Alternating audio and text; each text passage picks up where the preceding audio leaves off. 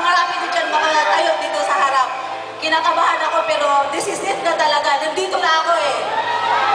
Before I start, nais ko pong magpakilala. My name is Mariam Pinagawa, 29 years old, Tugong Mindanao. So medyo tigas ko yung pagmigkas ko ng Tagalog, pasensya na po. So, before na-involve ako sa AIM Global, isa po akong OFW sa Hong Kong. Domestic helper po ako for 4 years. So, doon ko po siya nakilala at doon ko rin po nag-start ng network ko. Unang-una, mahirap kasi bilang isang OFW, 16 hours kaming nakatayo, 16 hours kaming nagtatrabaho. Sa mga OFW, I'm sure nakakarinig kayo. Minsan pa nga, may bantay pa kami. Ang pinakamahirap doon, sa isang linggo, isang beses lang kami maka-off. Minsan pa nga, wala eh. Kaya ang hirap talagang gawin ang business. Kasi ang business natin is mag-recruit.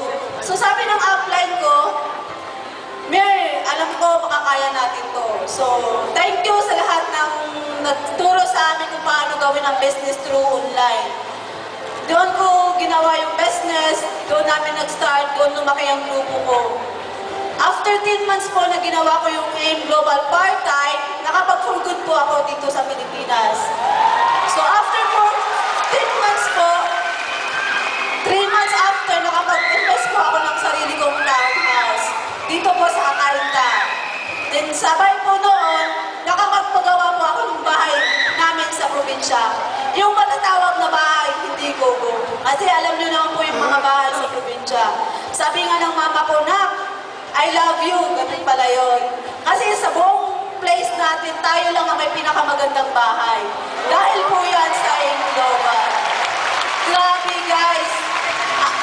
At ang pinakamasarap doon, kasi since international yung network namin, yung mga domestic helper po din, OFW na nasa sa ibang bansa, pinapadala sa amin yung pamakain nila. Nagtitiwala sila sa akin. Minsan na, nagpipayin ako, minsan naghumahawa ko ng pera, 200,000, 300,000, nakakatakot. Kasi wala pa po akong sasakit ng time na yun.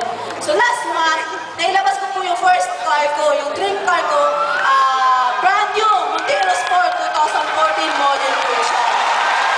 Grabe!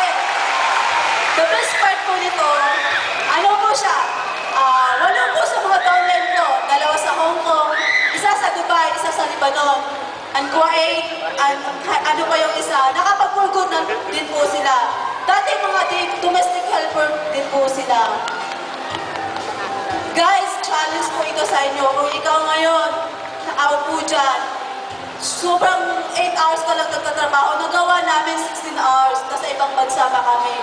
May bantay pa. Kung nagawa ng mga OFW na partners ko, I'm sure magagawa din ninyo. Mas masarap gawin ang business na to kapag may pangarap ka. Dati pangarap ko lang, kahit mag 100,000 per month ako. Ngayon, dinoble ng AIM Global. Sa lahat-lahat ng uplines ko, sa ulo ng Alliance Unicorn International, ang Brian Tumada, isang pangayon up, thank you so much sa walang sawang pagsuporta at pag-guide sa akin. Kay upline Norito Amel Jr., May Buksin, Fatima Balin, salamat po ng marami dahil na-share ninyo kung paano ang gagawin yung business na ito through online.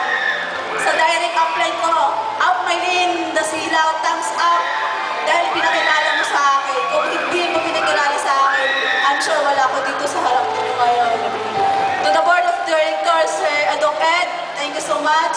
Sir John, Sir Francis, salamat. Dahil kung wala ang AIM Global, hindi mababago. 260 degrees yung buhay ng pamilya ko. Sa lahat ng partners ko, maraming salamat. Good morning!